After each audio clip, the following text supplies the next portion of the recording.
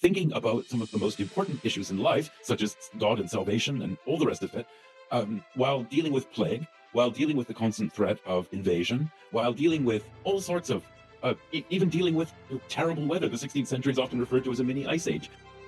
But the tradition tended not to treat Calvin as a real human being, but rather as this huge embodiment of a kind of theological system.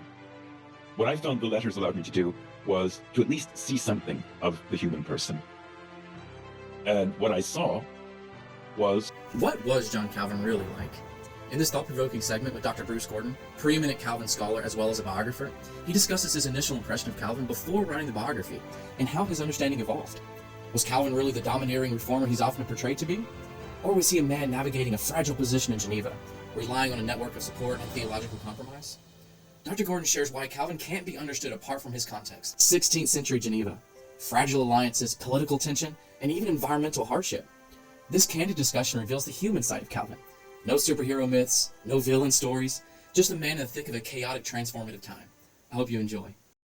Before we start, could you just tell me a little bit more about who your audience is and what you really want to achieve? Yeah, so I would say my audience, over 100 of them, have subscribed to my channel as a result of that John Calvin video that I made. Mhm. And so, in terms of what I'm hoping to achieve, I would say, obviously to enjoy a conversation with someone who is very knowledgeable on the topic. Mhm. Um, and um also to learn more, to learn from someone. Mhm. And then, but I think particularly the reason why I reached out to you was because, I was getting all these comments on that Calvin video, and, and we can, hopefully we'll be able to go through some of them, but a lot of them were basically, saying that Calvin was responsible for, I don't have them all in front of me, but, 50 plus, murders, Oh, persecutions. I looked at some of the stuff, and yeah, I mean, it's in the realm of conspiracy theories. It's Yeah. it's just people. Yeah, I mean, people go on the internet and they find all this garbage and they just repeat it. And, Okay. um, yeah, I looked at some of these things, and um, you know, it's. I mean, you don't have to defend. You don't have to like John Calvin. You don't have to. You don't have to try and whitewash what happened. But I think there is at least some responsibility to tell the truth. And a lot of this stuff. I mean, he did this. I saw something where he killed 20 witches. This didn't happen. I mean, none of this happened. And Yeah. that doesn't mean he was a nice guy, but this stuff just simply didn't happen. And it gets put out on the internet, and then people read it and they think it's true. Right. Well, and that's, you know, um, so I am one who actually believes in truth. Yeah. And I think that the truth can be sometimes difficult perhaps to pin down. And I also understand when it comes to history, there is the objective events as they occurred, and then there's the subjective recounting of what happened and why it happened and so forth. Sure. Sure. But you know, as I was getting all these comments, uh, I I just was like, hey, and I had corresponded with you, year and a half ago or something like that, and so I was like, hey, maybe Dr. Gordon can maybe clear up some of these things, and like we can look at. I was hoping to kind of look at these comments and just kind of say, hey, where's the truth in this, if there is any? And because after reading your book, I did do the. I'm doing 3D animation at this point. Or I'm currently working on trying to build the temple, Solomon's temple, and for virtual reality, hopefully. Yeah. Um, but at the time, I was doing 2D animation, and so the video's gotten like over 12,000 views, and it's this kind of silly 2D animation. And then obviously the comments are yeah, they're very interesting. And some of them are nice, and some of them are calling him a murderer. He's no match for Theotokos, which I think is the Greek word for Mary. Yeah. Um, I mean, a lot of it's just, to be honest, a lot of it just comes across as deranged. The sort of thing people who need to go outside more sit on the internet and write. And um, I mean, so a lot of it isn't even. It's it's just made up. You can't really discuss it because it just simply didn't happen. okay. It's just Well, like well, these. and I'll go ahead, Dr. Gordon. It's just people. It's like anything where people who have nothing better to do go online and just spew a bunch of nonsense. Right. Yeah. I suppose I think if it was, because there were, it was a few people who were saying these things. Yeah. And one person, in particular, it was a very long post. And then at the end of it, they left references. And so, I read your book.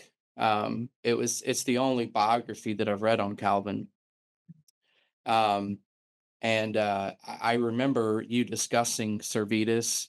I would like to, understand more about that case, Sure. which is part of the reason why I have you on. It's not just to discuss the comments.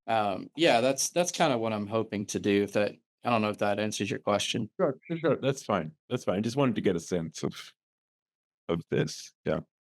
Yeah. So, well, so basically, just introduce you, Dr. Gordon, if that's okay. Okay. Do you prefer Dr. Gordon? Do you prefer Bruce? What serves you best? You don't need to. You don't need to call me Dr. Gordon.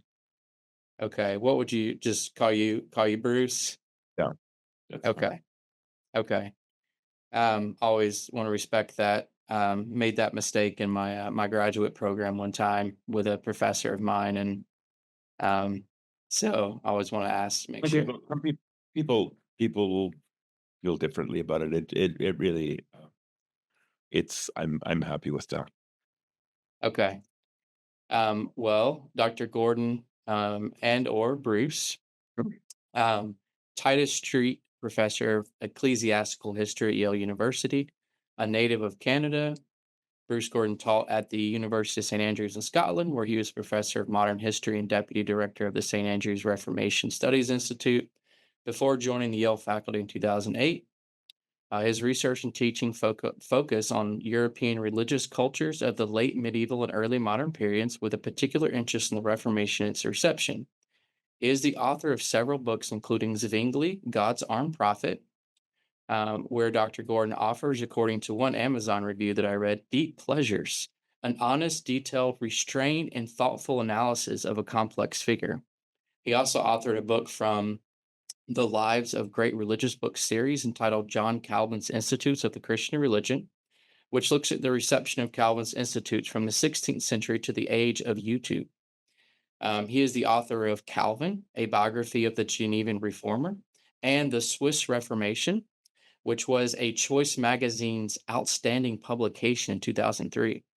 In 2021, he edited with Carl Trueman the Oxford Handbook to Calvin and Calvinism. In addition, he has edited books and written widely on early modern history, biblical culture, Reformation, devotion and spirituality, dissent and heresy, and the place of the dead in pre-modern culture. His most recent book, The Bible: A Global History, one of Publishers Weekly best books of 2024, tells the astounding story of the Bible's journey around the globe and across more than 2,000 years, showing how it has shaped and been shaped by changing beliefs and believers' radically different needs, revealing not a static text, but a living, dynamic cultural force. So, um, yeah, very prolific. As I said, I've only read Calvin, um, but definitely plan to read some of the others. Um, so anything I missed there, No, Bruce, that you'd like to add or take away? More than enough. Thank you. More than enough. One of my favorite things was Alvin Planiga. He was being interviewed, but he was referencing someone else. And someone gave him this big introduction, and he says, he was like, I'm going to have to ask God forgiveness for both of us. And he says, one for you for kind of fudging the truth, and one for me for enjoying it so much. So I've just always enjoyed that. I think that's really great. Um, Bruce, in your own words, if you don't mind, tell me a little bit about your, personally, professionally, whatever you're comfortable. Tell us about how you got into, the position that you are today, and kind of what were the things that, whatever you're comfortable sharing, kind of that led Bruce Gordon to sitting in his chair talking to me on Zoom today. Okay. What are the things? Like everybody else, I was shaped by family, by the community I grew up in, the sort of school I went to, some of my teachers. My mother was a great reader of history, and I think I inherited from her a love of history, which as far as back as I can remember into childhood, I was fascinated by history of all sorts. I read a lot as a child. I was very fortunate in my high school to have a history teacher who was probably my most influential and most inspiring teacher. And it really blossomed so that when I went to university, I actually went to university thinking I was going to study economics, but after one semester, I realized that was not for me, and that my real interest was history. And so I did classics and uh, history together. So I studied Greek and Latin and history. And I can't say that there was a clear plan. I somewhat seemed to stumble into the next thing. My own background is in the Reformed tradition, so I was always interested in the Reformation and how the Reformation fitted into the wider history of Christianity. So that when I went to do my doctorate, I really began to focus on the Reformation. But I think I've I've been influenced by so many different people, and over the years, it's hard to pick one or two.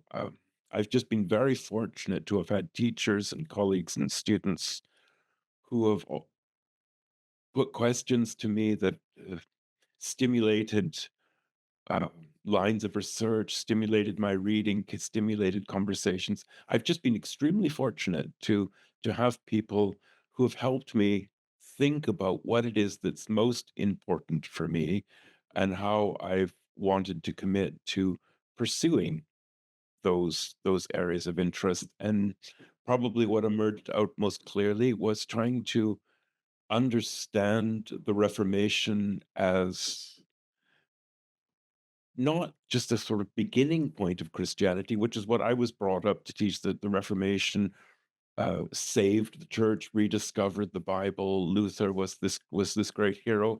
Well, I had studied a lot of ancient and medieval society and realized that the story couldn't be that simple, that the Reformation must be part of a much bigger project. And that's I think been very much the heart of my work for many years, is understanding the continuity in the Reformation, the ways in which there are radical changes, but there are also great continuities. See, Luther grew up in the medieval world. What if that world was still with him, even though he became a reformer? So I became increasingly engaged with understanding questions of religion and how religious change come about. How does that affect individuals? What are the minds and spiritual lives and intellectual achievements and social worlds of these people who are undergoing great change? That's what drew me towards writing biographies. I was fascinated by the complexities of human persons and the various types of influences on them, and why they believed what they believed. Why did they reject? What did they reject? So all these things came together for me, I think you could say broadly, in understanding the very human nature of religion and religious experiences. Yeah. Okay. Well, I think that's a great answer, and I can certainly resonate with those things myself. Um, I remember, unlike yourself, I didn't really grow up learning history or reading history. In fact, when I graduated high school, I didn't feel like I knew much of anything. And when I was in my undergrad, I took a class on the Renaissance and the Reformation at Kennesaw State University here in Georgia, and Dr. Paul Dover.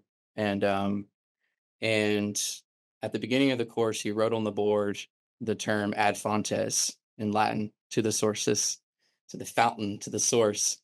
And so we began with the Renaissance, and learned about how going to the sources was going back to Greek and Roman era, and then how that same ethos kind of, you could argue that that same ethos bled into the Reformation, except this time, instead of it being just Greek and Roman sources, it was the scriptures themselves.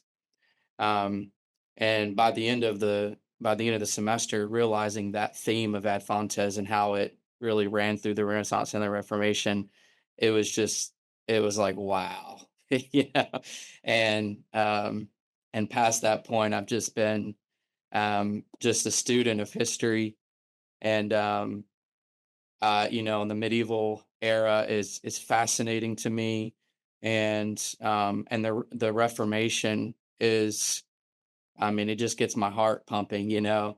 Um, I just listened to a lecture that you gave. I think it was at Southeastern Baptist Theological Seminary, if I'm not mistaken. And you were talking about Calvin's, um, his sort of um, motif, I suppose, of like prison and exile. And it just, I'll be honest with you. I got through about 22 minutes of it, and I literally just got down on my knees and worshiped God. I know that you might not have intended, you know, for that. I know that you were just quoting from Calvin. Um, and I think what affected me so much from that lecture that you gave was, I pictured Calvin as, I think I've always pictured him as this just giant intellectual, and just this man of great self-discipline. And then, if the viewers will listen to your lecture that you gave, Calvin's talking about the body and how in some ways, it's analogous to like a believer's prison. um and I'm not going to try to go into all the details, because I think they should just listen to your lecture. But I think what encouraged me was, Calvin was saying that once you're upon the path of righteousness, going towards God, um, that, no matter kind of what degree of progress we make, even if we're just, barely crawling, that's progress. It's like today is better than yesterday was, as it were. But I think just realizing that here's this man who I, I just have a lot of respect for, but still saying, like, acknowledging that he himself is fraught with a lot of weakness, and um abiding sin, as it were, remaining sin. And I was just super encouraged by that. um so yeah, definitely commend that lecture to folks. But all that to say that, I'm very much drawn to the Reformation as well. And I would love to be able to build some, to do some stuff in my 3D animation work, where people can go and visit some of those places and be able to, like, kind of be fully immersed in, maybe Luther's courtroom drama scenario, or maybe with the Servetus situation. But right now, I'm focused on building the temple, Solomon's temple. And my idea is to create a virtual reality experience where people will be able to go in and um, and perform the rites of the high priest during Yom Kippur through a virtual reality headset. So I haven't gotten too much built. I've gotten the basics of Solomon's Temple built, but I quickly ran into some difficulties with trying to figure out the actual dimensions, and because there's some, the word cubit looks quite a lot like the word hundred. So it was the portico 120 cubits high, or was it really just 20? Anyway, so I'm excited to talk to someone who, um, you know, I suppose asks similar questions and wonders about the same things, generally speaking. Yeah. Well, I think yes, I think that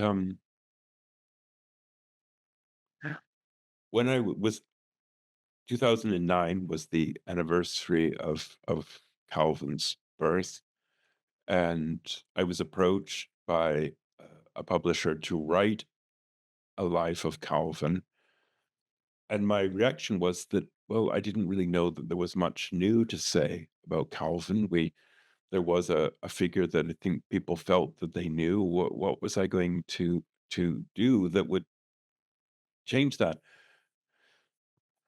But what I decided was what we didn't really need was just another account of the events in Calvin's life and what he wrote, but to see whether it was possible, to what extent it might be possible to explore the man himself. What can we know about him? Not just in terms of what he did or what he said, but can we get something of his character? Because, as you say, the the the most widespread view of him is that he was a sort of monstrous figure, that he was this cold, judgmental, hating sort of figure, and that continues to this day to be the image that dominates. But I was certain that there had to be something more interesting in that, and that didn't mean, coming to a conclusion that, oh, he was really a nice guy and we shouldn't dislike him at all. He was really very warm and cuddly and kind and all these things. It was not about that at all. Clearly, he was a very uh, complex individual, a person who could have different ideas that didn't necessarily fit easily together. He was a person of a relatively high level of self-awareness. He was very aware of his faults. He wrote about them. He talked about how he had an uncontrollable anger. He talked about how he could be very difficult and demanding on his friends. But what I began to see is that in looking at Calvin's writings and writings of other people about him, there was an opportunity to see the complexities of this individual.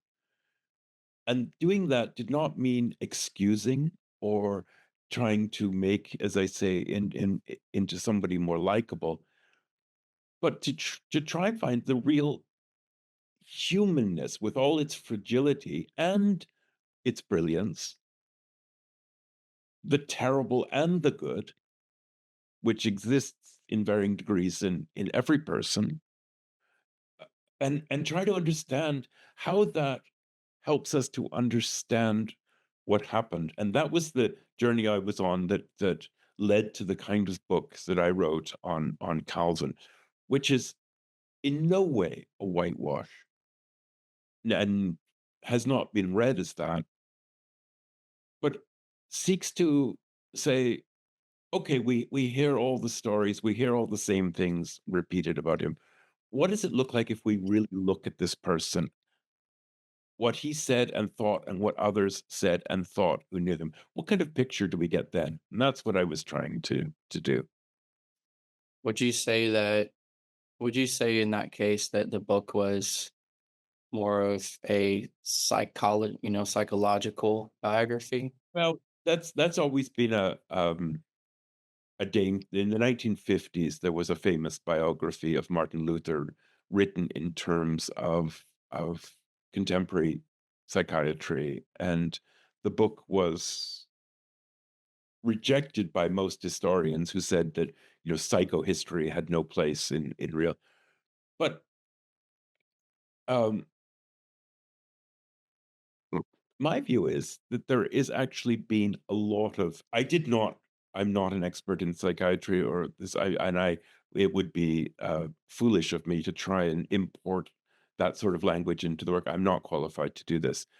But what I would say is in the last 20 years, there has been more willingness amongst historians to think in terms of questions that people earlier wouldn't have discussed. Why do people believe what they do? Why do they have contradictory thoughts in their heads? How do we explain something of the psychology of these individuals? How do we think about religion, not just in terms of doctrine and theology, but in fact of the kind of embodied personal beliefs? How religion spills into action.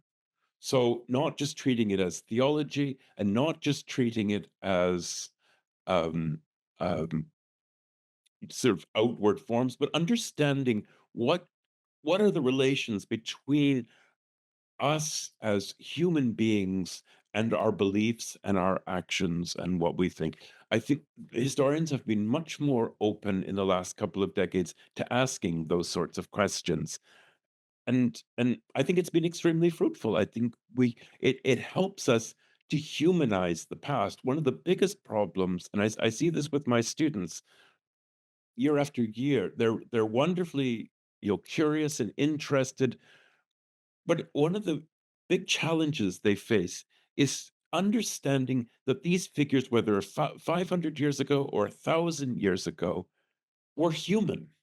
They weren't a different species. They were human. And if we're asking questions about why did they do or not do these things, well, we can't expect people in the past to be more consistent than we would expect ourselves to be. We live in a very different world. We live in the 21st century. We live in conceptually, physically, in all ways, we live in a very different world. But we're no more human or than they were, and no less human than they were. And so all the fragilities and inconsistencies and qualities of being human have to be embraced if you're going to understand, even if you take the Reformation. The Reformation is has to be seen as a very human event because it was enacted by human beings who could make terrible mistakes, who could do dreadful things, who could do amazing things, who were constantly faced with very much life and death questions.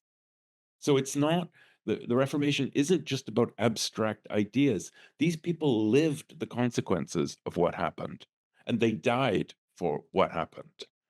And so one of the things that has most motivated is helping my students to understand the sheer humanity of these events. If Yeah. we look at what's happening in the world around us with refugees and terrible things that are happening, these horrible experiences that we see people suffering. Well, that we should, in a way, for people who are thinking historically, should help us to understand the the um, the precariousness of the lives of these people during what we call the Reformation. And one of the things that made Calvin a very prominent figure was that he himself had been a refugee. He was living in Geneva. He had left his native France. And for much of his career, he was preaching in churches that were full of people who had come to the city as refugees. They had left everything behind, that many of them had lost everything. They were refugees in a city that didn't particularly want them. Life was incredibly uh, difficult and precarious for these people. If you don't understand that that's the context in which Calvin is preaching, then it's very hard to understand what he's saying. That doesn't have anything to do with whether you agree or not with it. But if you want to understand what he's saying and why he's saying it that way, you need to know that he's not preaching to a bunch of comfortable people sitting in pews who are going to leave church and go for brunch and then go home again. These are people who are on the very edge of survival.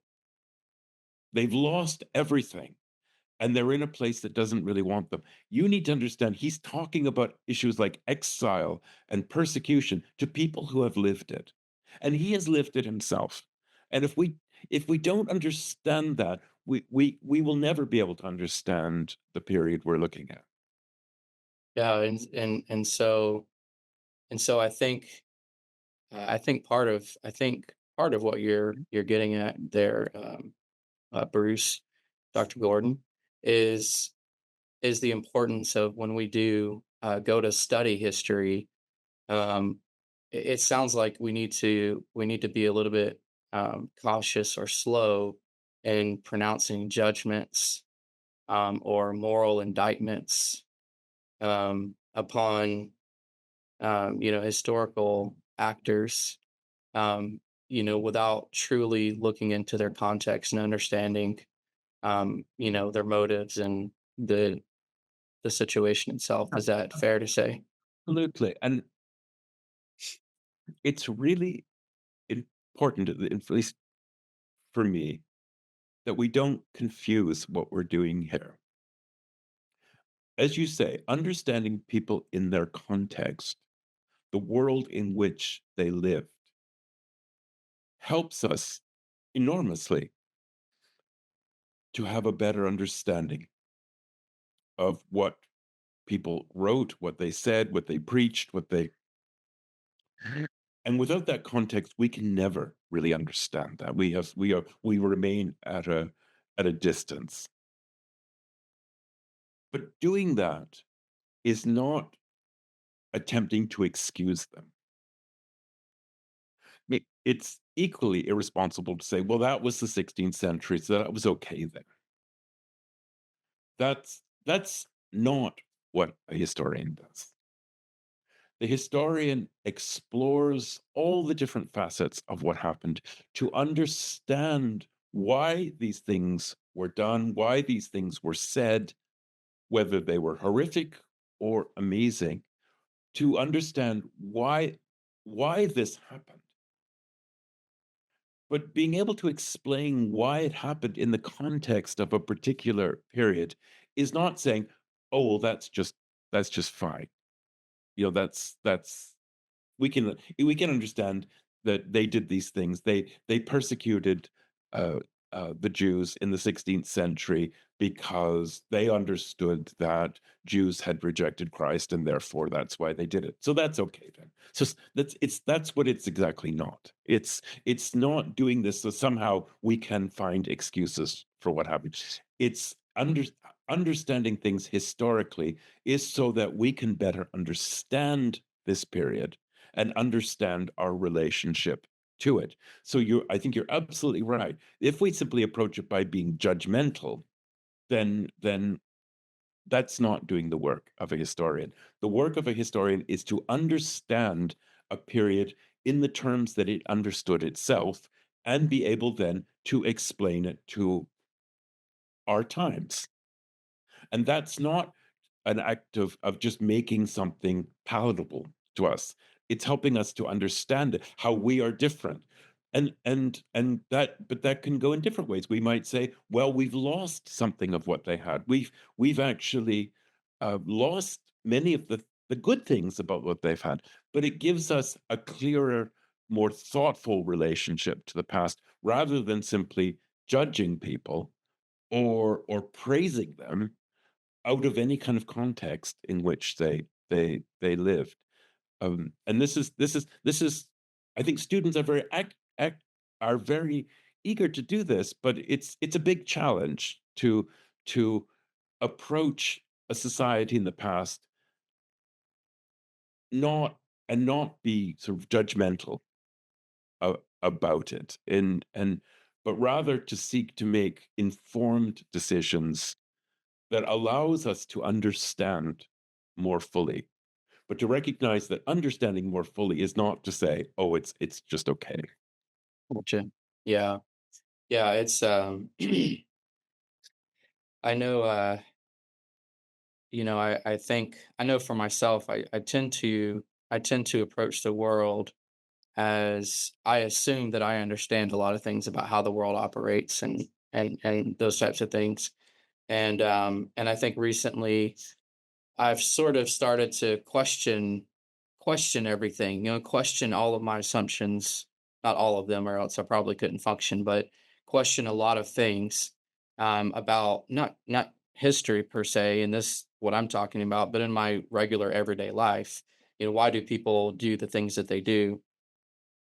And and I think it's humility would I think humility would begin with I don't know, and that kind of leads upon a pursuit of truth, or a pursuit of the reality of the thing that we're talking about, to arrive at a more truthful conclusion.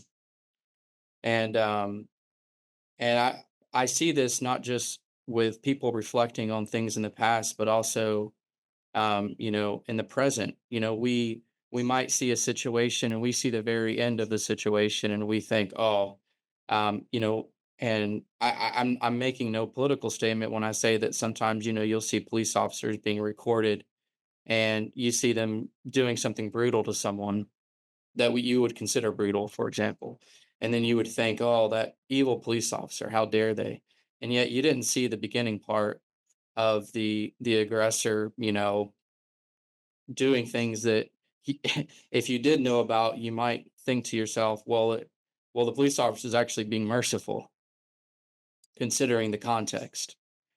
And so, I think I think we err as humans in that we're very quick to make judgments on things, and so often our judgments are very wrong. Um, and so I see this, not just from a historical, but also just in the day to day. And so I do think it's important to make sure that that we are slow to sort of cast judgment, and we're quick to ask as many questions as possible. And even in our pronouncements of judgment, you know, the passage in John where Jesus says, he who was out without sin, cast the first stone. uh, you know, in our assessments of historical figures, we also ought to be, yeah, we should probably look at ourselves, the speck in our own eye before we, or the log in our own eye before we try to take the speck out of our brother's eye, as it were. Um, This is so a very important point, that uh, anyone engaging in history, I think from whatever perspective and for whatever purpose, really has to begin. I think you're absolutely right. It has to begin from a position of humility, because certainly when you work on past periods, there's so much you can never know. And we are dependent on the sources we have. And sometimes those sources can be very biased to one particular view or another, or they might just be silent on crucial things. And I think we have to have the humility to recognize that at best we can only know part of the story, and that we should be aware that we're only seeing glimpses of what happened, and the full truth will probably never be known. So at times, historians will often be saying they're basically giving their best guess at something, and that contingency means that we should remain in a position of humility about this, because we are um, only ever able to tell part of what happened. yeah, yeah, absolutely. Um, yeah, those are wonderful thoughts. Um, So I had some to kind of keep us moving along here. I had some questions about Yale and St. Andrews and these types of things, just because I've never been to the Yale campus or St. Andrews for that matter. Um, but I think I've given some background to myself, but just to make sure I cover my bases, um, I would say that I'm a reformed Christian. And people are like, "What does that mean?" And uh, to say the truth, I'm still learning that myself. But for me, what that means is, I basically believe that God is sovereign and he's sovereign in all things, meaning he's in control. And among those things that he's in control of is salvation.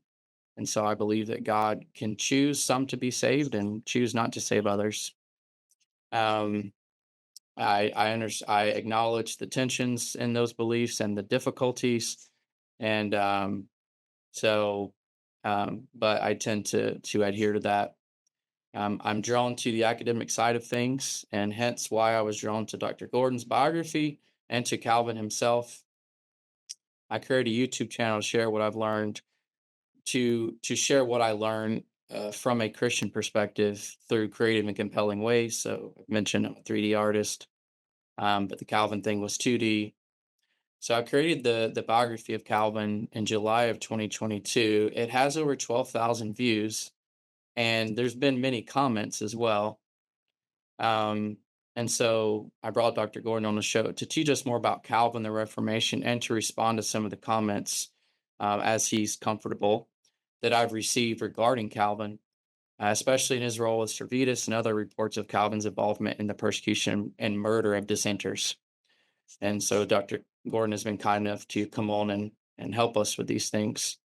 Um, and so, uh, with these things being said, Dr. Gordon, would you be able to provide us? Hopefully, you haven't had to do this too much. I know that you're a professor, but if you would be willing to provide us with a basic historical context of Calvin and his era, speaking of making sure that we are trying to tune into a proper historical understanding, would you be able to paint us a basic picture of Calvin and his historical context? Well, I can try. I think probably the most misleading thing, which is found amongst both those who are enthusiastic supporters of Calvin and those who are detractors, and I saw some of the comments you shared with me. But what those people have in common, I would say, is that they vastly overestimate Calvin's authority in the 16th century. We have a tendency to take individuals out of periods and make them responsible for just about everything that happened. And Calvin is often referred to as the ruler of Geneva, or the great theologian of the Reformed faith, or often this is called Calvinism. These things, these ideas simply can't be sustained historically. Um, he was, as I say, born in northern France to a reasonably well-off family. He had a wonderful education in Paris. He was clearly a prodigious student, very talented. He studied law. He got a very good legal education. He became involved with a circle of those who were called evangelicals in the sense that they held to Luther's idea of the centrality of the Word of God. They were uh, persecuted, and after a series of events, he fled France and went to Basel in Switzerland, a city where the great humanist Erasmus was. At that point, Calvin had had some sort of conversion experience that he writes about. It's not entirely clear what he converted to, but to some sort of evangelical faith that placed the Bible at the center. It was enough of a conversion that he felt he could not stay in Catholic France. So he has this life that moves from place to place. to know his story is to know that this isn't some man who automatically dominated everything he did. For much of his life, he was dependent on the patronage of other people, of mentors, of various teachers. He was in exile. He did not have money. He was not a wealthy person. He didn't hold any particular position. So that the Calvin who is taking shape during the 1530s is a relatively obscure figure. He's not well known. He's certainly a, around important people, but he himself is not a major figure. He goes to Geneva under the influence of a friend. He turns out to have completely mishandled the situation when he's in Geneva, and they several years later, a couple of years later, they throw him out. He's tossed out of Geneva, and when he goes out of Geneva, he's still a kind of nobody. No one's that much interested in him until one major figure, Martin Butzer, brings him to Strasbourg, and he sees in Calvin a very talented person, but a person who's still very unformed. And so he puts Calvin to work as a pastor in the French-speaking church in Strasbourg. And essentially, Martin Butzer teaches Calvin how to be a pastor and how to be a preacher. Because at that point, Calvin had no particular, he was a trained lawyer, but he had no particular qualifications for anything. So, one thing I would want to emphasize is that Calvin isn't some amazing person who simply created himself. He's not some sort of self made person. His life was shaped strongly by various others who whose impact on him was essential to how the story played out. I don't want to go on at great length about this, but I want to make a couple of other points. Calvin is invited back to Geneva in 1541. He doesn't particularly want to go, but then he thinks it's perhaps God's calling. He returns to Geneva on the grounds that they will accept a certain type of reformed worship and church government. The arrangement is made. But for the next 15 years, Calvin is in Geneva as one of the leading preachers and certainly an influential figure. But the governing magistrates in the city, for the most part, dislike him intensely. They are native Genevans, and he is this outsider, a Frenchman. He is obviously has a combative nature. He's in other ways extremely talented. But for 15 years, there's a very tense relationship within Geneva. In no way at all did Calvin dominate the city politically. He was, at many times, he believed he would be thrown out of the city again.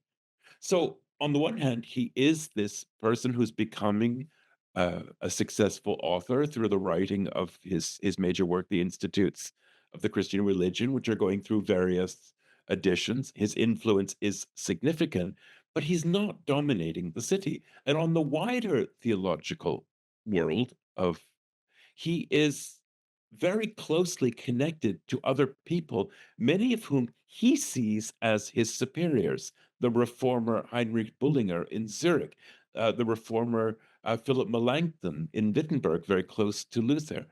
Calvin is not dominant. He sees himself as a part of a wider web of theologians. And people in his day did not see Calvin as this superstar figure that to whom everybody else should be paying their respects. So the story is more complex. Calvin is in a city where his relationships with the rulers are very difficult, very sensitive, lots of conflict. And then in 1555, finally, the supporters of Calvin win the civic elections, and for the first time, the politicians who are more favorable to Calvin are running the city, but this is in 1555. Calvin will be dead in 9 years. This period of his supporters being in power is at the end of his life, most of which he's an extremely ill man, confined to his bed. So this idea that he is the ruler of Geneva, greatly flatters what he was. It's how people think about him. It's simply historically not. He was dominant in many ways, but he did not ever rule the city. And if you're going to understand Calvin's situation, we need to know that the whole relationship between politics and religion in this 16th century Reformation was constantly contested. The role of where was the religious authority, where was political authority. And that story that we see in Calvin's Geneva it's playing out in England, it's playing out in Germany, it's playing out in France, it's playing out in Switzerland. This whole question about whether religious reform should be controlled by the political authorities or whether preachers should have the right to preach the pure word of God, even if that meant criticizing political rulers. This whole period is an incredibly fraught period of the Reformation, where they're trying to work out this relationship, and no religious figure anywhere, even Luther in Wittenberg, was able to control the political circumstances in anything like we often imagine they did. They simply didn't have that kind of authority. So to talk about the life of Calvin is to talk about a person who had considerable influence, but nothing like the way he's often described as. And we need to understand him within that context to realize why his successes and failures happened the way they did. So this basically what I'm saying, this myth of Calvin as the dictator of Geneva is just simply not true. Gotcha.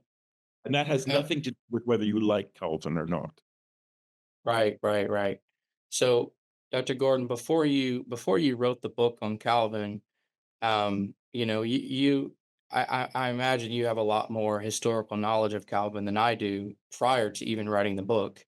But what was your, I don't want to assume that my readers have a particular view of Calvin, but when you approached, but when the publisher asked you to write, to do a book on Calvin, what was your initial, takeaway of Calvin the man? What did I think of him before I um Well, the earlier work that I had done had focused very much on the Swiss Reformation, primarily in the German-speaking lands. So that was, people like Zwingli and others in the reform centers of Zurich and Basel and Bern.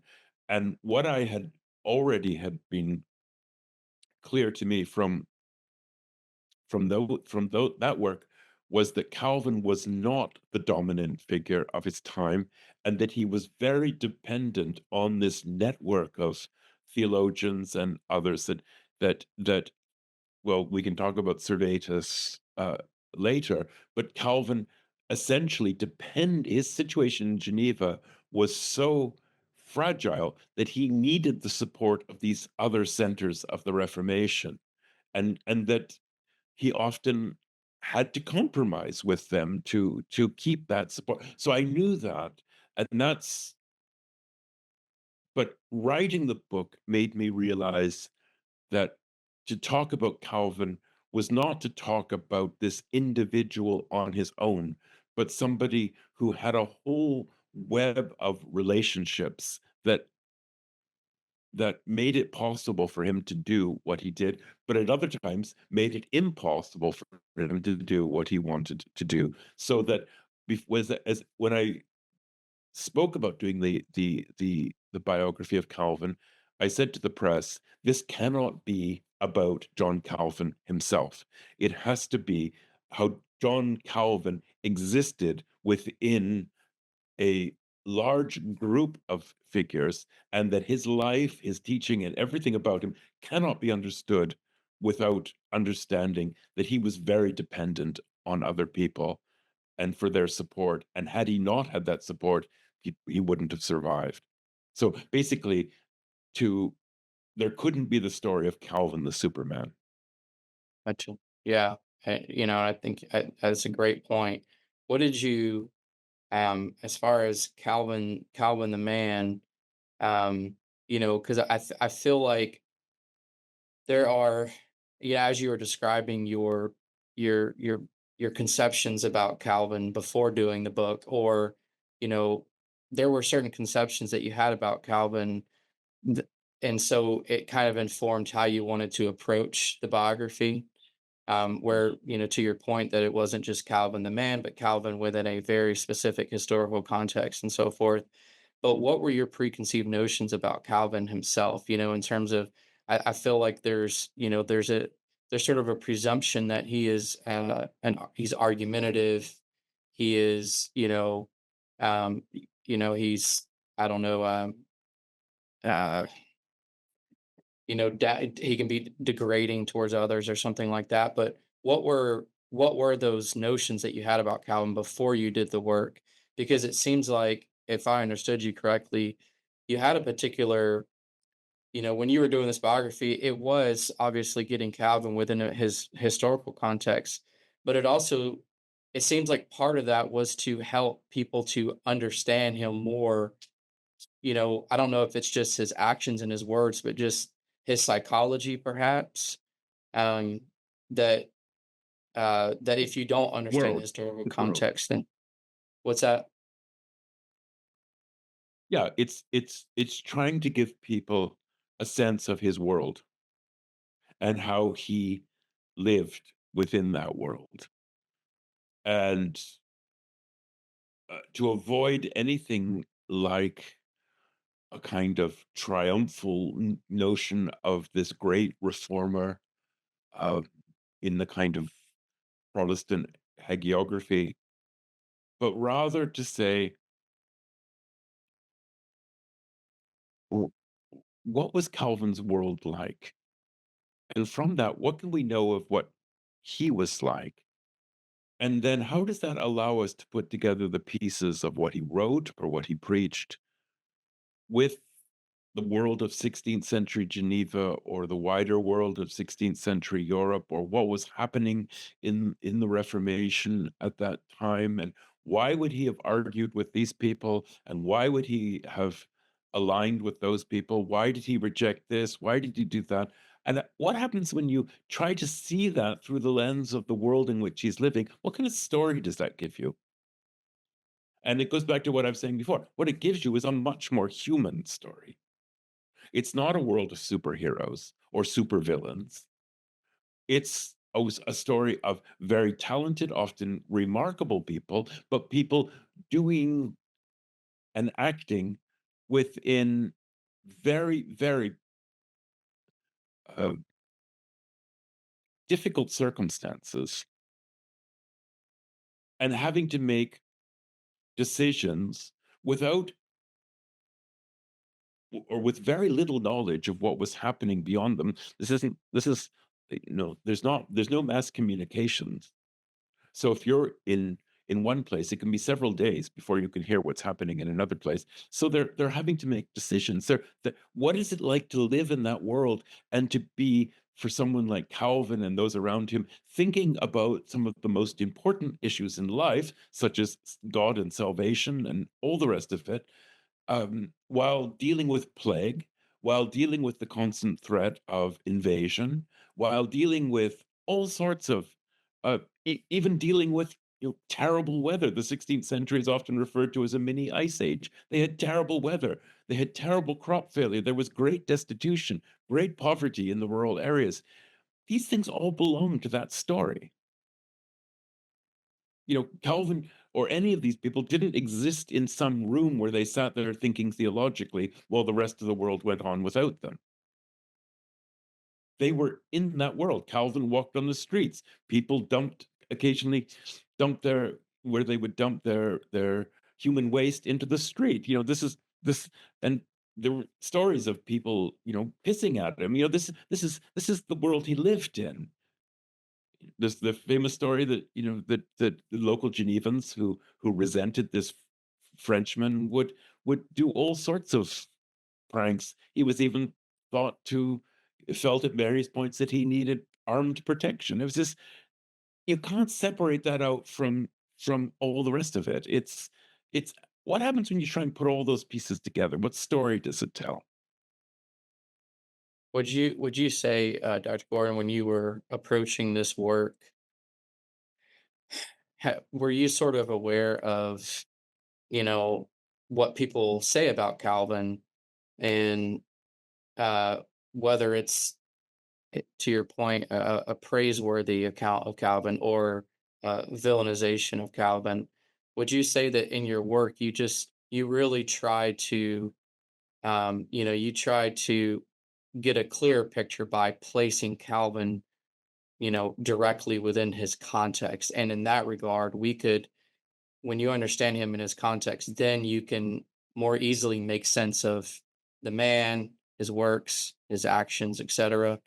That sounds to me what the your approach toward writing that book was. Oh, I mean, obviously, again, like I said, you have to have a degree of humility. What sources do we have on Calvin? Well, Calvin, except for one text written in 1557 as his preface to the commentary on the Psalms, he writes very little about himself. When, in comparison to Luther, who writes extensively about himself and who has, we have the table talk, which was recorded of his conversation. Calvin, on the whole, wrote very little about himself. He wrote one biographical sketch, which is probably more, in a way, more spiritual, theological than an actual biography that we might think, or autobiography we might think of.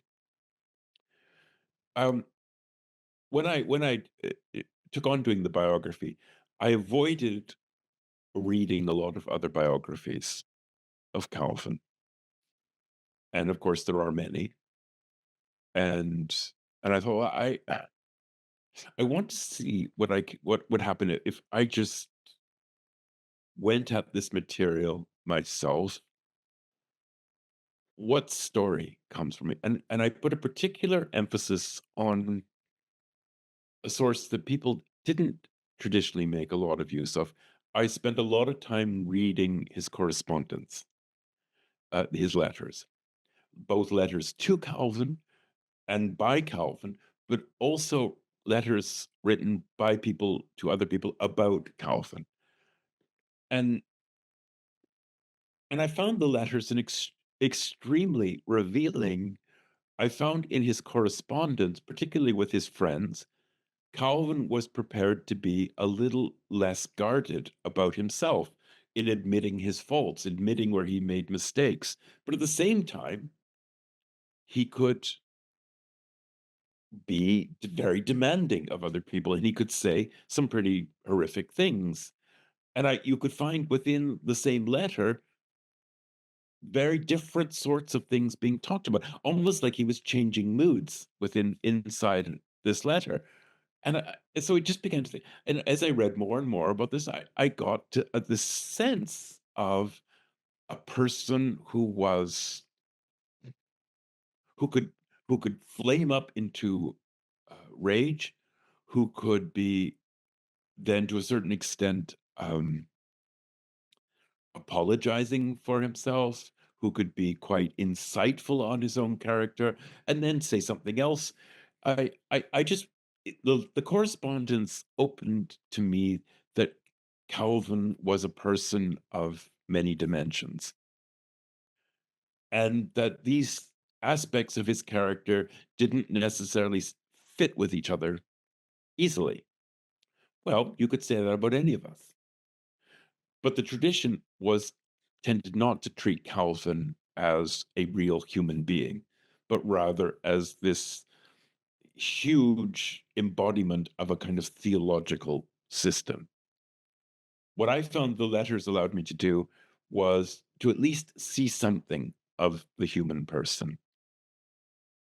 And what I saw was a person who was often wrestling with himself and often struggling, what we might say in our own language, with his own demons, such as he could be angry, he could be he could be oppressive to other people.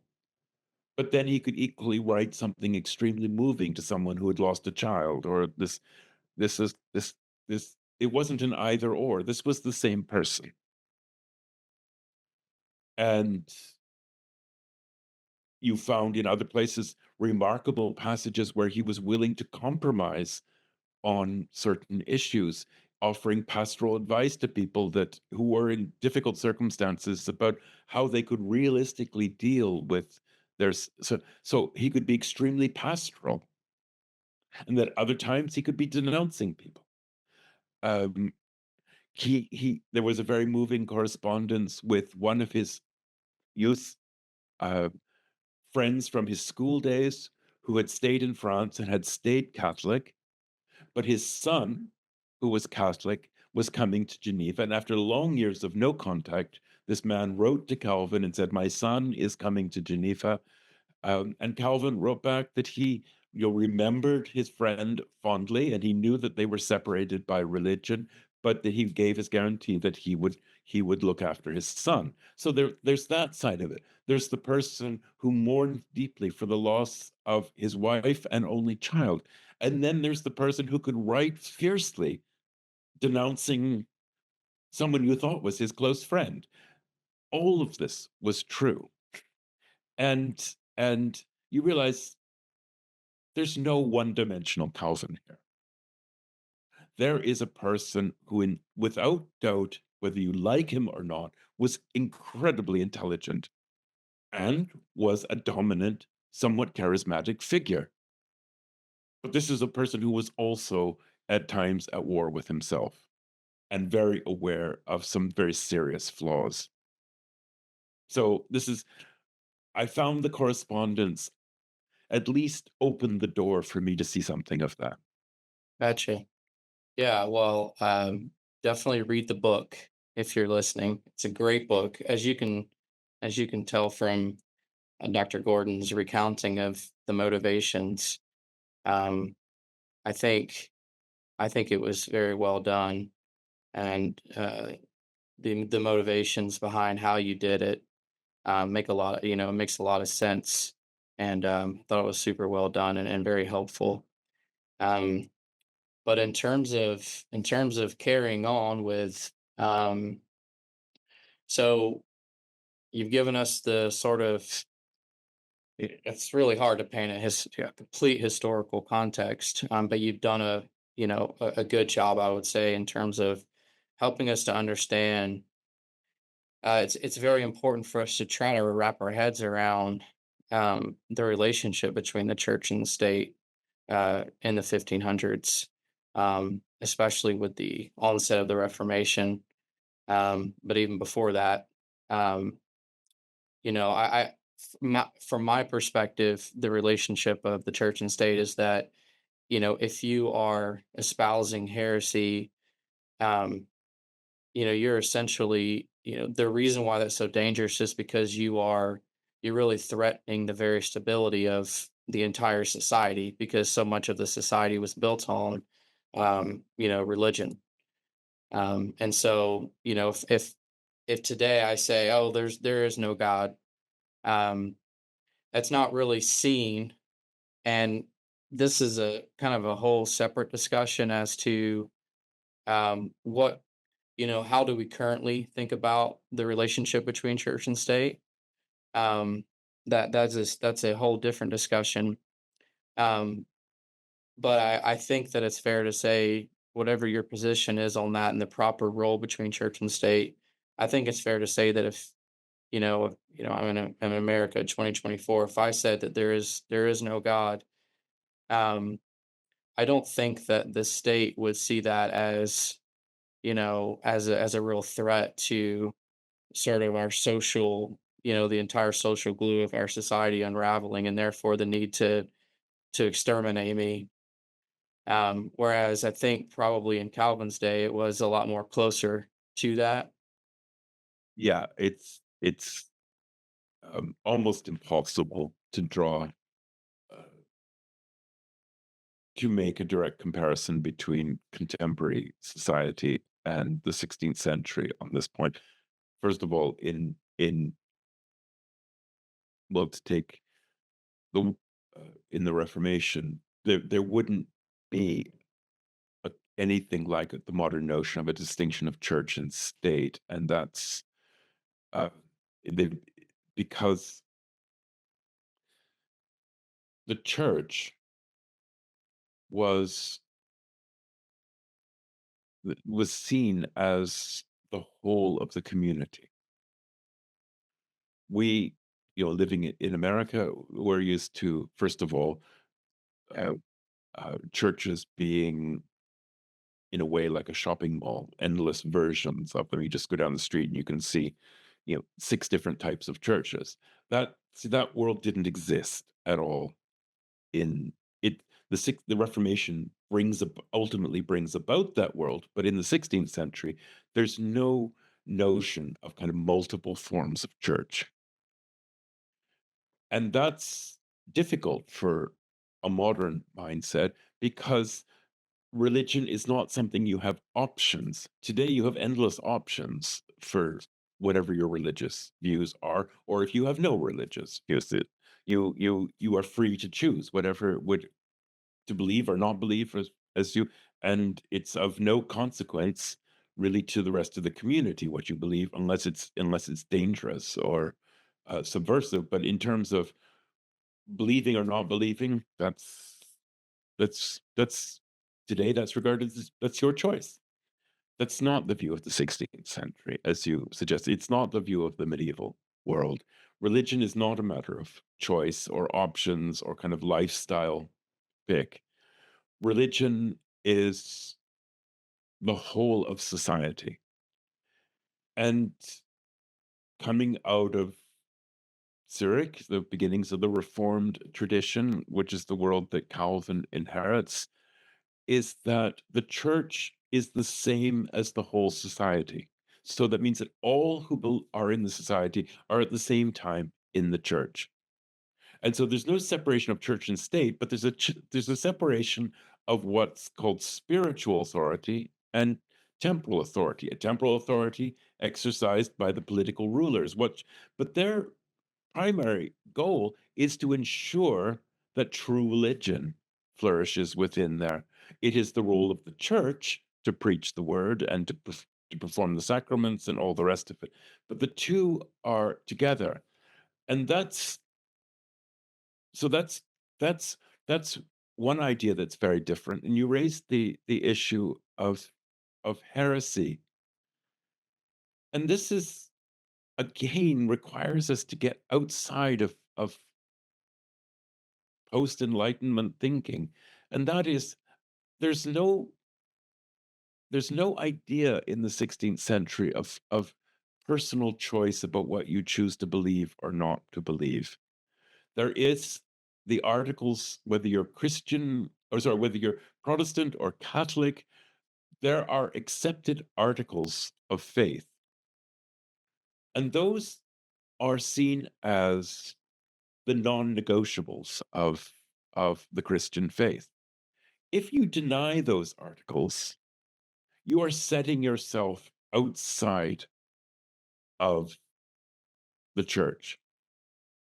If you're doing that, you're also setting yourself outside of society. So religious beliefs are not a personal matter, but they are integral to your membership in the whole community. And therefore, the community declares its faith together.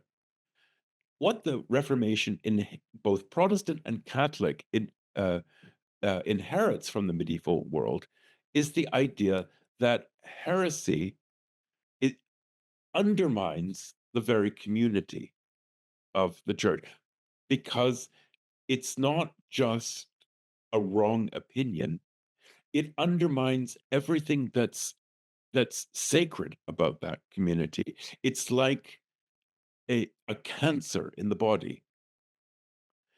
And the early modern world of Protestants and Catholics are completely on agreement that it cannot be tolerated to have that cancer in the body. It must be removed. Not just because it's a wrong theological view, it's not just abstract thinking.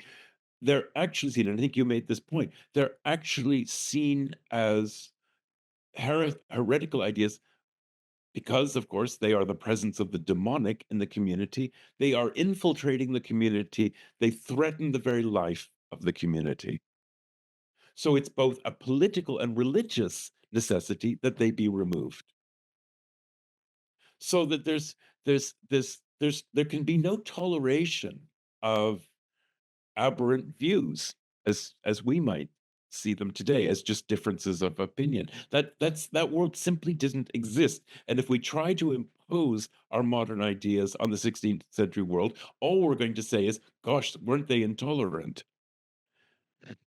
Well, of course they look intolerant from 2024, 25. They look very intolerant. But that's because we don't understand how they saw it, which is not the same thing as excusing executions or any of this and saying, "Oh, that's just makes sense in terms of this." Executions for religion in the 16th century, which rose hugely following the Reformation. There were not that many executions for religion in the medieval world. The Reformation, because it divided Catholics and Protestants amongst themselves and radicals, saw an explosion of religious violence and executions. It was horrific. But the reason it happened was because people did not think that truth was divisible. Truth is truth, and it's not, you can't just say, well, this is my truth and that's your truth. I'm okay, you're okay. That's fine. We just agree to differ. That's not how they saw it. If you're telling the truth, then I must be a heretic or I must be wrong. We can't both be right. And so part of this world is that to deny the teachings of the Christian faith was also undermining your place within the society. A rejection of the church was also a rejection of political authority. This is what happens to the Anabaptists. They reject aspects of what was the established Christian faith, such as they rejected infant baptism. That meant that they were at the same time a threat to the state. The story is more complicated than that, but they so in their objections on to doctrinal points, they were also making themselves criminals in the mind of the 16th century. Therefore, they could not be tolerated. And so it's not just throughout most of Christian Europe to deny something such as to deny the Christian idea of the Trinity wasn't just a theological or doctrinal opinion, it was denying the Christian church and therefore an attack on the authority of the Christian ruler. So rejecting the Trinity was a political offense as well as a religious one. And that plays in very strongly to the role of Servetus, which you may want to talk about, that Servetus was seen as committing a political crime through his religious views. And but that's what happened in Geneva was happening all over Europe because the belief is you had to have unity of religious faith. If you didn't have unity of religious faith, you would not have social cohesion, you would not have stability. And the great fear of everybody in the 16th century was revolution and instability, Yeah. which ended up happening, of course. Right. Yeah. So heresy is Uh, not a matter of personal opinion. It's a legal and political issue as well. gotcha. Yeah. I think that's very important. And recently I have been thinking a good bit about, the fact that we do say that there is this idea of separation, church and state, but I wonder if this idea that we have of toleration, where you are free to worship and believe how you believe, You just can't really bring that into, you know, the state, as it were. I have been really wondering, does that actually exist? I wonder if it's just that we have so many more choices and there are so many more diverse beliefs, um, that people bring to the state, as it were, the public forum, uh, public space. Um, I wonder if it's if it's there are so many different beliefs that it's very difficult to, like back then, as you said, like even if there was a Reformation, you still really had like Protestant and Catholic. Then you had the Anabaptists who were persecuted.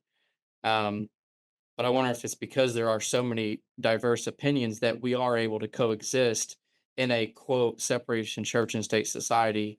Whereas in actuality, it's just because we just have so much more diversity that we see it as a separation church and state. Because my personal opinion is that if you're going to create laws and legislation, those are going to be informed by personal beliefs. And if those personal beliefs, if you say they come from the Bible, oh, well, that's religious. But if you say they come from, human reason, human morality or what have you, that's also none of these things can really be scientifically proven as, um, you know, as, um, solid, solid things to lean on in terms of defining what your ethics are. So I do believe obviously that we're in a very different situation, but I also don't know if I buy into the fact that we truly do have a separation of church and state. I think it's something where it's like we might say that, but if you it's really like there is an acceptance depending on whatever cultural context moment that you're in. Speaking of America, you know, we're in a cultural context where perhaps the, beliefs from the Bible, we would consider those religious and therefore unacceptable in a state level. Whereas if you don't believe in the Bible, but you believe very strongly in atheism and your morality or ethics is being informed by that and you bring that, then that's acceptable. And it can inform how we create laws and legislation and so forth. So sometimes I do wonder, you know, um, if it's how different we really are. Like I understand that I can say right now, "Hey, I'm an atheist," and that's not really a problem. But let's just say that my atheism informed my particular perspective on these laws, and I brought them to the public square and said, "Hey, these things should be codified in laws." Then am I not bringing my church into the state? And With and if I don't do that, well, then what informs my morality, which informs my ability to make these laws? And so, in this regard, it seems like the separated church and state it doesn't seem to be as black and white as that we have separated church state and they didn't. I understand that there's a lot less religious people, but even the less religious people are still bringing their own personal ethics to bear upon legislation, as it were. no, I mean the whole language of church and state today is extremely difficult to to navigate, and that's why there are endless articles and books and documentaries all about this subject because there's very little agreement on what it is and to what extent it actually exists. But in the 16th century, it is a very different world. To put it bluntly, you're not free to think what you want about religion. And that may sound incredibly intolerant from our point of view, and and it is, but the reality is free thinkers were deemed to be extremely dangerous.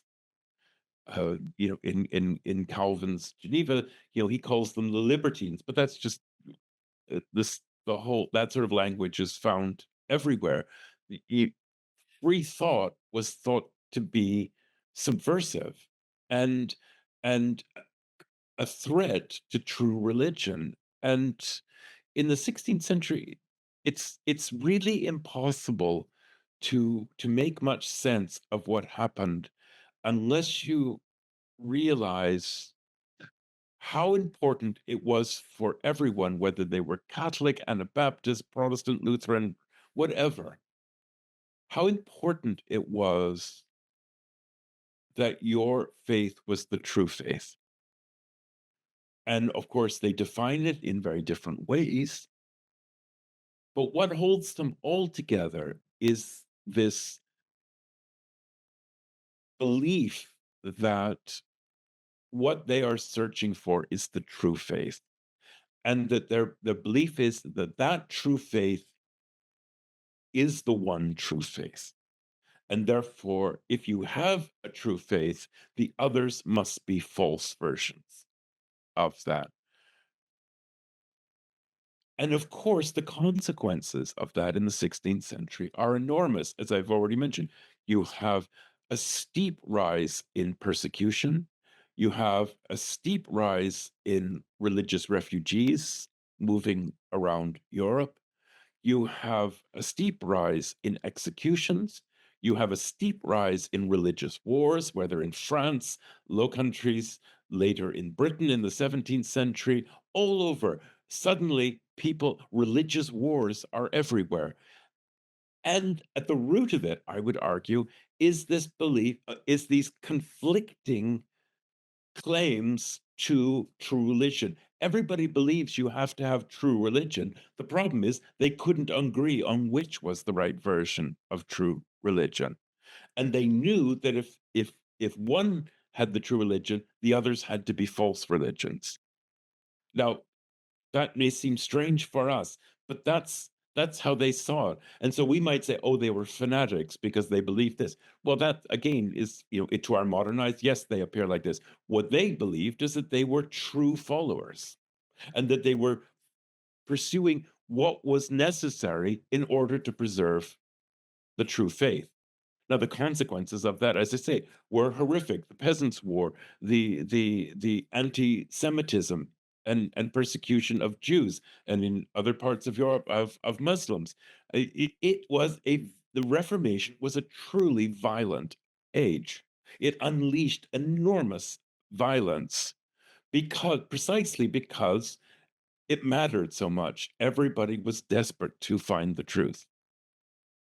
And what we find is that people, because of the large number of martyrs in the age, people were both prepared to kill for the truth and they were prepared to die for the truth, which tells us how important that truth was for them, even if it led to horrific atrocities.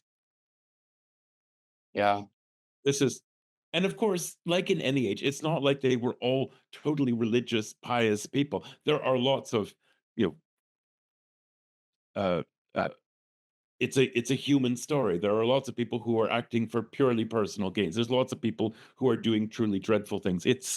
And there are many people who are not nearly as Christian as others, and are not nearly as committed to religion as others. All of this is together, but it's the Reformation not only splits the church, but unleashes tremendous violence on every side: Catholics, Protestants, radicals, individuals, and, well, your country is in many ways the product of that. Yeah. You like the US, you mean? Yeah. Gotcha. Why did I would they be, go across the Atlantic to come here? yeah.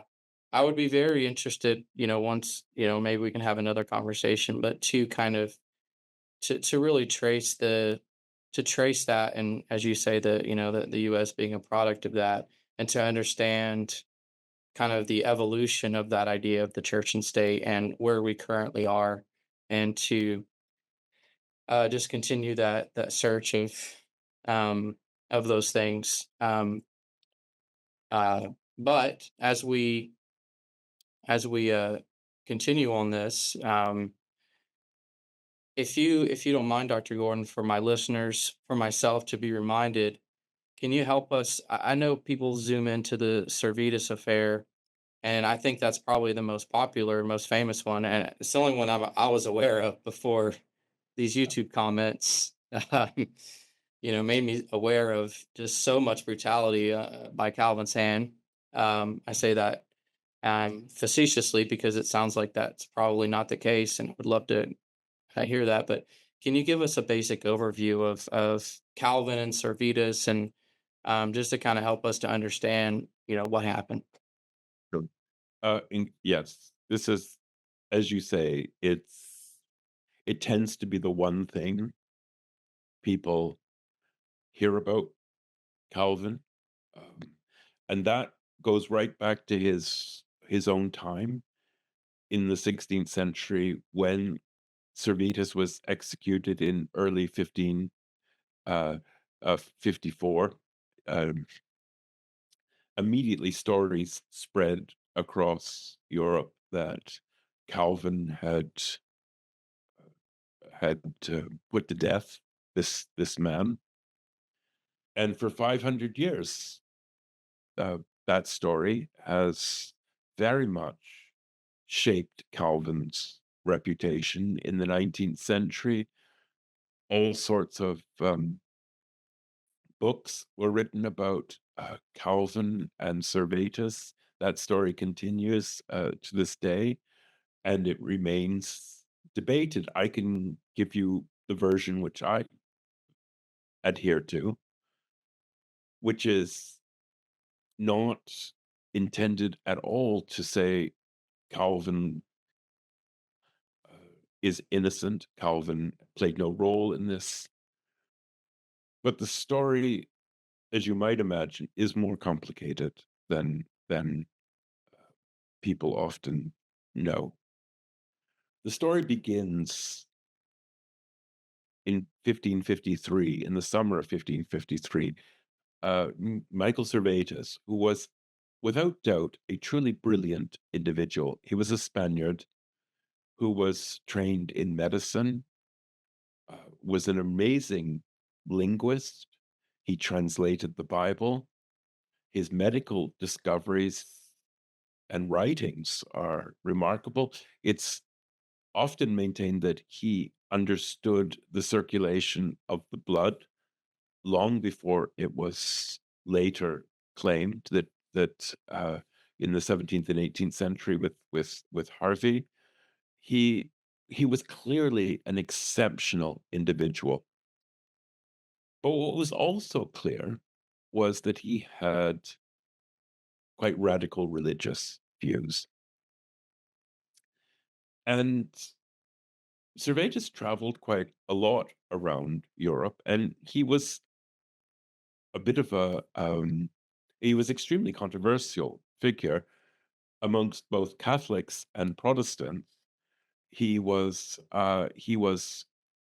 his heretical views, you want to use the term heresy, but his certainly unorthodox views became known, and he was a kind of persona non grata. He was constantly having to move because he was getting in trouble with the authorities for his religious views. In the summer of 1553, he shows up in Geneva. Nobody knows why he came to Geneva, but there's a backstory here. This was not the first encounter between Calvin and Servetus. They had actually corresponded over a period of time. Servetus had written to Calvin. He had sent him his texts. He had asked Calvin lots of questions. Calvin had responded to him. He'd sent to Servetus his major theological work, the Institutes. And Calvin did say to a friend that if Servetus came to Geneva, he would die. What did he mean by that? He meant that if a notorious heretic showed up, there would be no alternative than that he would be executed. Calvin was not saying he would kill him, but he was just saying what everybody else would have known, that any Christian uh, political authority at that point would have executed a heretic. Well, Servetus is arrested in Catholic lands. He escapes and he comes comes to Geneva, there seems to be for Servetus a sense that John Calvin was his major opponent. And Servetus had very strong apocalyptic thoughts of sort of end of time. And according to a late friend of mine, Irina Bacchus, who was a great historian in Geneva, she believed that Servetus had this idea that there would be this great confrontation between him and Calvin, which would be sort of apocalyptic in nature. There was no obvious reason for him to come to Geneva in the summer of 1553. He does, and he's apprehended.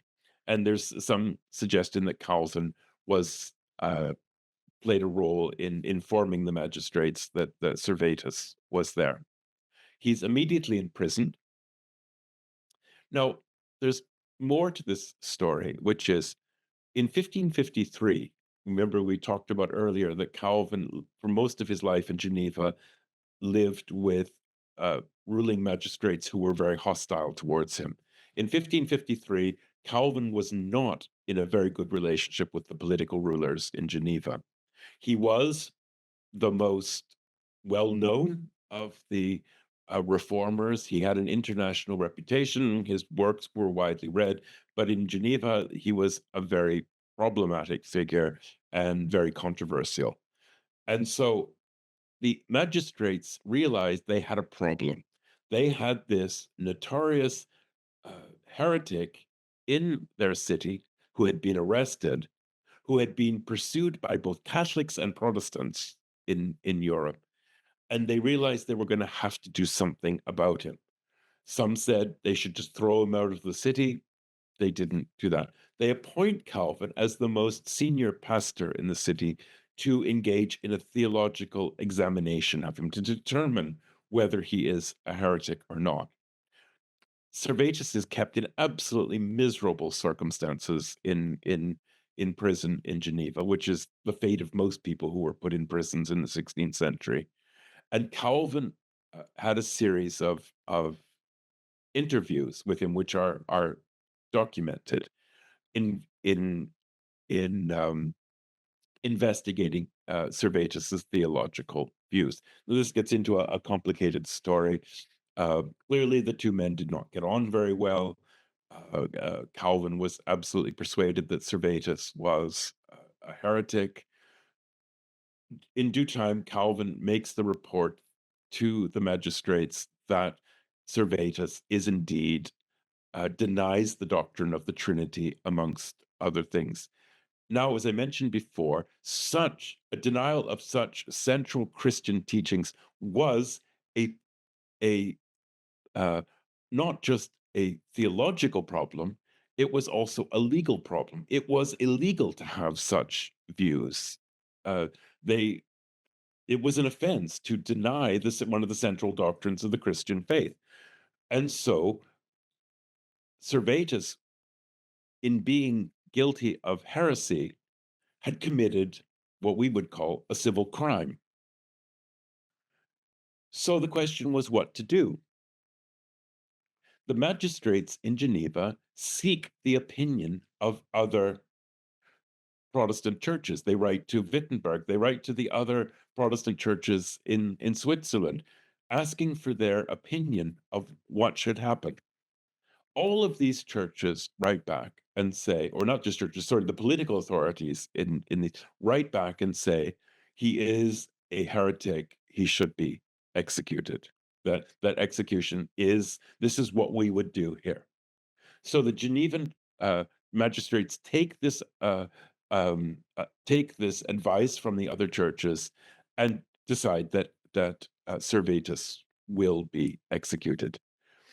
So the question of Calvin's involvement is this. Yes, absolutely. He was involved in the theological interrogation that led to the conclusion that Servetus was a heretic.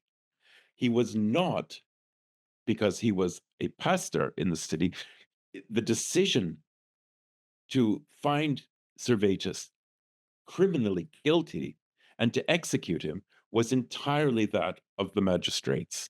Calvin had no authority. there. It was a civil decision, and that was where Servetus was convicted, and that's where the sentence of execution. Um, so, if the to be clear, Calvin participated in the process. He did not make the judgment, and he had no great influence over the magistrates because they were for the most part, his enemies. They were, for the most part, native Genevans who, for the most part, detested Calvin. But nevertheless, he had performed this role in this. So this is, in a way, the working of two groups who have a very poor relationship with each other, but they agree that Servetus, as a heretic, should be executed, and they receive this external advice saying that's what we would do.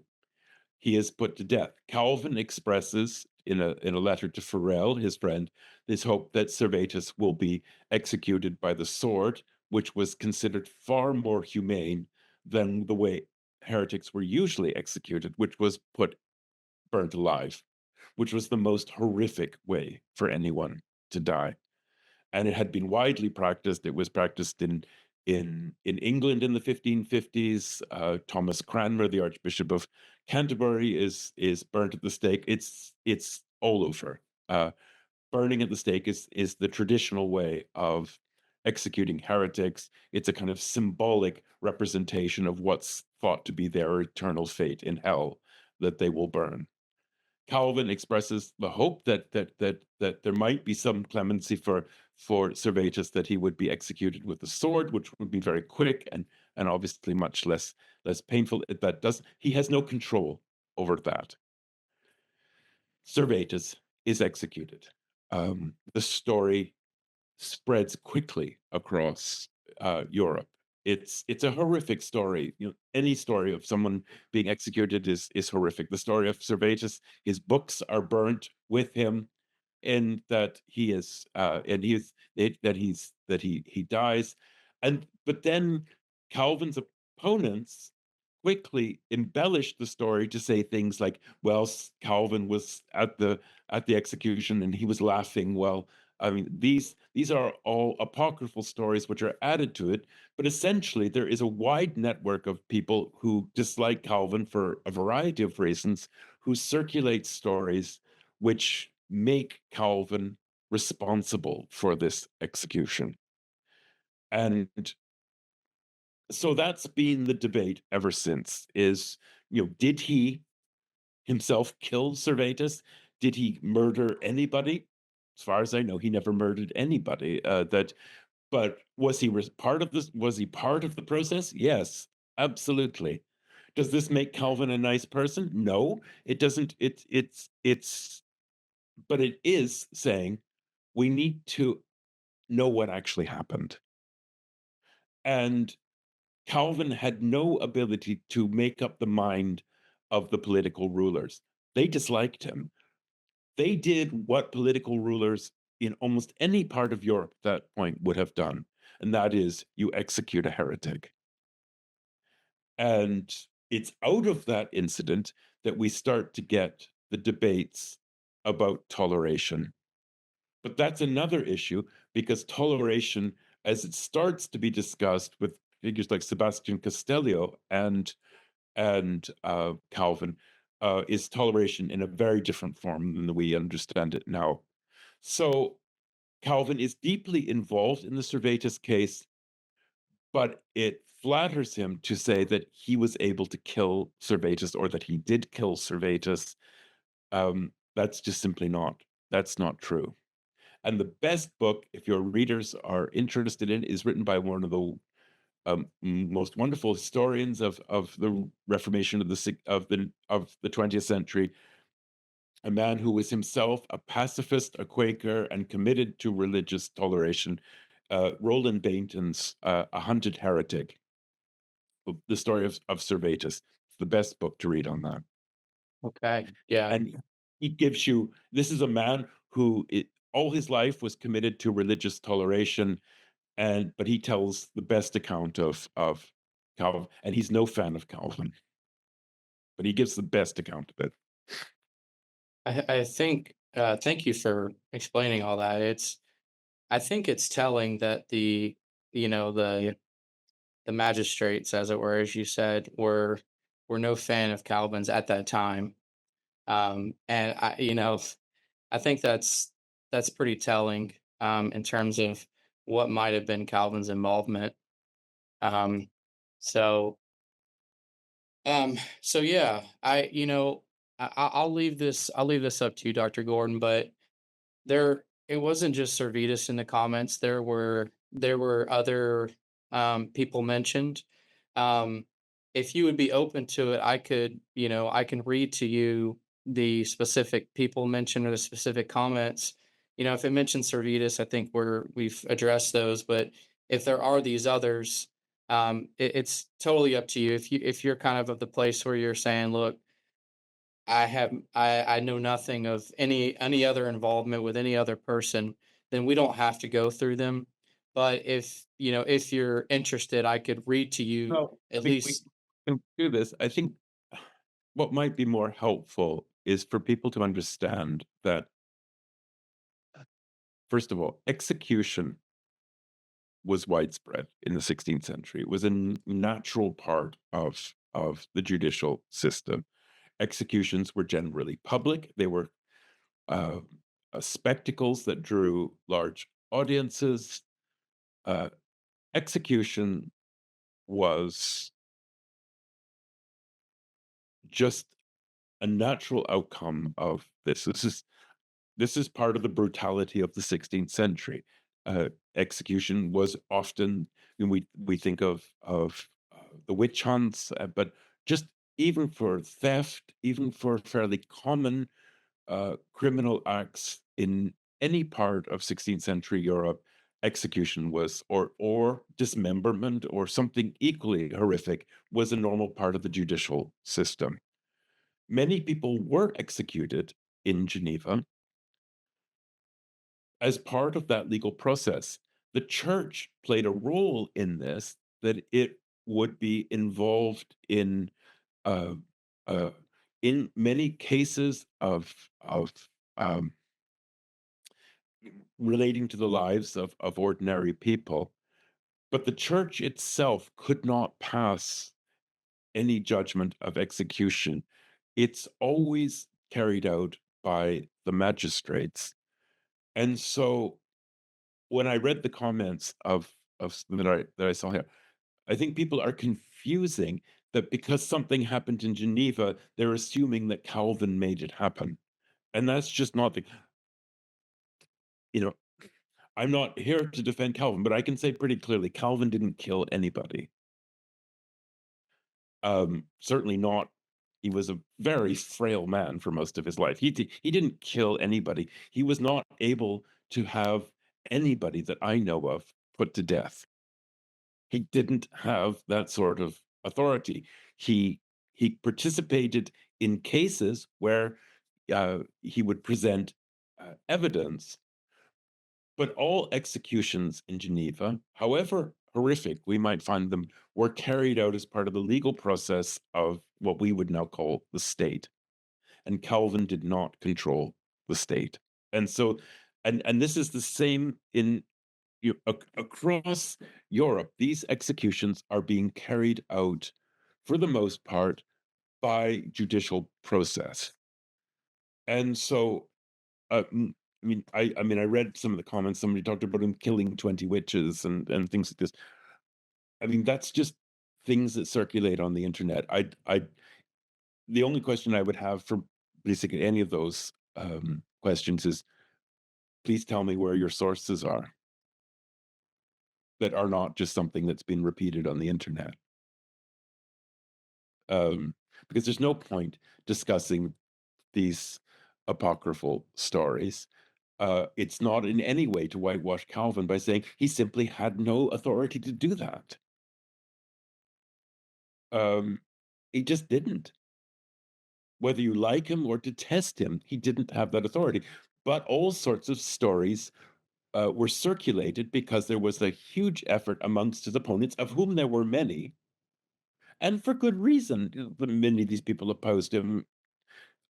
They objected to many of the things he taught, the question of predestination, double predestination. There were all these issues. There were many reasons for people to dislike Calvin. And after the Servetus um, affair, they were highly successful in circulating printed literature, which essentially blamed Calvin for the death. And then what happened then is you got these books were circulating, which then attributed to Calvin all sorts of other uh, horrific crimes, such as pedophilia, uh, these are circulating, and these a lot of this was widely popular. So his opponents, in a way, won the day because they were able to create an image of him as a monster, uh, uh, and create these stories which have remained. But the real truth is he he directly didn't kill anyone, and he did not have the authority in Geneva to to make the judicial system work to for him to kill his opponents. Gotcha. I thank you for that, Dr. Gordon. I guess as you were describing the medieval relationship between church and state and the early modern period during the Reformation, I think it is. I think it is. Um, it seems like, would it be proper to say that the state is an arm of the church? Is that a fair No, way to put it? it wouldn't be right to say that. The it's this the whole language of state is very problematic in for the 16th century, but the it's a relationship essentially between temporal authority, worldly authority, and spiritual authority. And and so what the Reformation, I mean, has already been happening in the medieval world. I mean, that for centuries that struggle has gone on, where rulers have tried to dominate the church, and the church has resisted. This is, goes on forever. In the Reformation, one of the things that happens, and this begins with Luther, is that Luther encourages the princes to take control of the church. So, if anything, what happens in the 16th century, certainly amongst the Protestant churches, is they become something of an arm of the the ruling political authorities. And so that the you get this get you will get this later in England, where the monarch, following on from Henry VIII, but if you look at Elizabeth I, they are the head of the church. The political ruler is the head of the church. Now in Scotland that's not the case, but in most of Germany and in the Swiss lands, and the ruler, the temporal ruler, is also the ruler over the church. So the Reformation largely brings the church under political control. So this idea that there are these kind of, that Calvin's Geneva or Zwingli's Zurich is some sort of theocracy controlled by a state, controlled by clergy, where some sort of people imagine modern day Iran or something like this is, it just never existed. The church never had that kind of authority. Certainly in Protestant lands, for the most part, the church was dominated by the political authorities. See, that's interesting because I could see someone sort of making the point, about Calvin, saying, well, he wasn't, he obviously didn't, light the fire.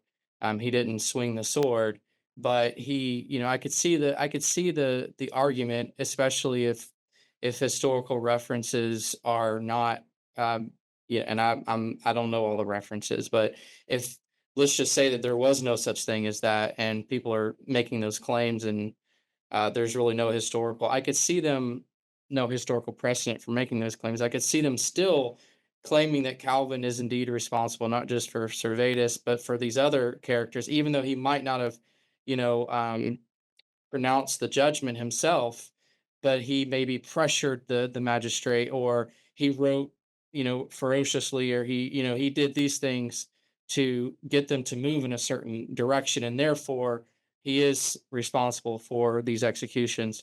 But I think what I'm hearing instead of that is a picture of, hey, Yeah, I think you can only say that if you can prove it. right, right. Yeah, I mean, I would invite people who write those things to prove it.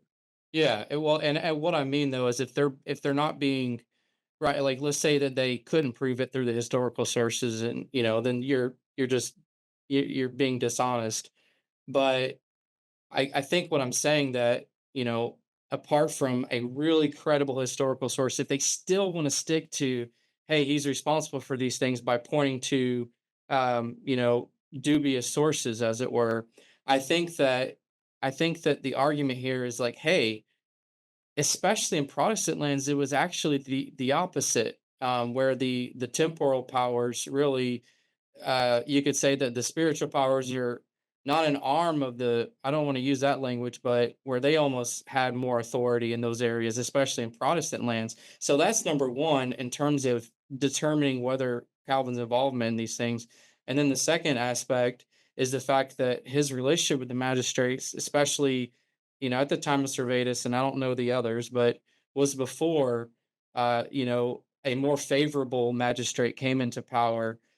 Even that does not sit well with, at least in the case of Servetus. Um, so I think, I that think for that me is you need to we just need to be clear. Calvin is absolutely involved in the process that leads to Servetus's execution. He is the primary theological examiner, and had he said to the council, Servetus is not a heretic, it might have been different.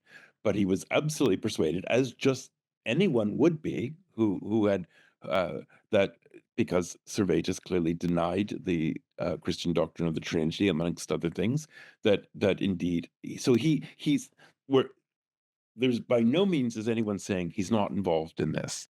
And so right, in that extent, yes, there is a degree of responsibility. Absolutely. There's nothing wrong with saying that. He participated in the process and he came to a certain judgment.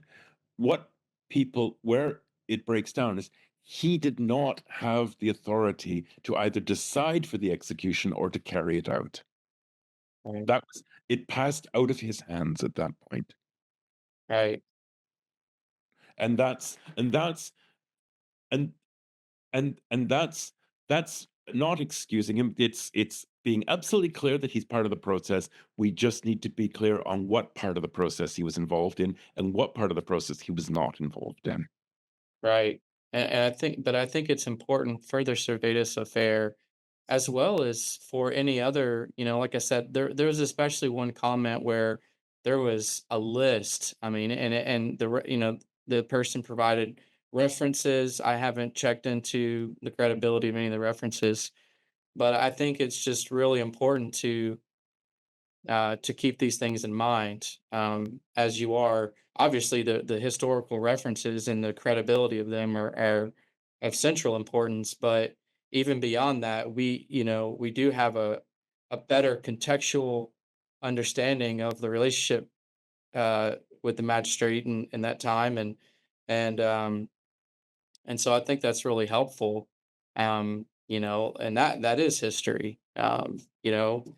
So, um, yeah, I think that all the things that you've said have, without going one by one, I think it's brought a lot of clarity to, hopefully to a lot of these comments, and hopefully to people who watch to hopefully get to see the video as they run across this. Um, so yeah, anything else you would add on that front, Oh, Dr. Gordon? I think that's fine. Yeah. Okay. Well, I think that, with all that being said, first, I just want to thank you for taking the time to speak to us, and to answer some questions. I know I've learned a lot. Um, so I just appreciate you being on the Christian Erudition podcast here. And I wanted to ask you where people can purchase your books, because if you haven't been able to tell by now, the writing is very well done. Um, like I said, I've only read Calvin, but it was a very good read. And as you can tell, I feel like Dr. Gordon tries very hard to be fair and to be a good historian. So yeah, where could people find your books and Well, purchase them? certainly, they're available on Amazon if people want to uh, have a look there. They're all there. The Bible book is there. So maybe the Yeah, easiest to find them. yeah, and just real quick, tell if you don't mind, tell us a little bit about this Bible book. The Bible, it's called The Bible, A Global History, which basically follows 2,000 years of the Bible from the Christian Bible from its formation. It's not a history of interpretation. It's it's a history of the very many different lives the Bible has had through many different cultures, linguistically, geographically, ethnically, over 2 centuries, to show that the way that the story of the Bible is its constant interacting with local communities, both shaping those communities and being shaped by it, and that the Bible has always been interpreted in very different ways. What has that meant for its history, and why the Bible has continued to be so influential, although it speaks in many different voices. Okay, yeah, it sounds very interesting, and I think that my viewers would feel the same. Yeah. Well, I learned a huge amount doing this, and it's just um, you know, the the we regard the Bible as normally having 66 books, but in the Ethiopian church it has more than 80 books. So it's always had many different stories. Yeah. Well, maybe if I can read that one, if I get the opportunity, maybe I could have you on for that one too. Okay. Well, thank you very Uh, much. oh yes. Oh, and but before I say goodbye to you, Dr. Gordon, and by the way, for my listeners, I'm going to put all the books and anything reference hopefully in the show description, so you can have a go at those. And and I before I ask you how you can be contacted, the question is if persons have a follow-up question or they do want to contact you or anything like that. A lot of people have social media things these days. Is there do you have those things? Are you interested in that? If not, that's perfectly fine too. But I want to give you an I opportunity. don't really do have a much of a social media presence, but if people have a question and they write to my email, I'm happy to answer. Okay. Yeah, you if you have a question for Dr. Gordon, you should just go attend Yale and Mhm. go to Yale and No, you can ask him. you can email me. That's fine. You can email him. Okay. And yeah, other than that, Well, yeah, I thank just you want to very thank much. you for your time. Oh, you're very welcome. Thank you for inviting me later. All right, you take I saw the snow out there. It is, It looks it is indeed snowing quite heavily here now. yeah, well, I'm down here in Georgia, so it's very wintry, but it's certainly not a beautiful white snow on the ground, so Quite idyllic looking now. So, all right. okay. Well, Okay. You nice to take meet you, Dr. care. Gordon. You Okay. take Bye care. bye. Bye.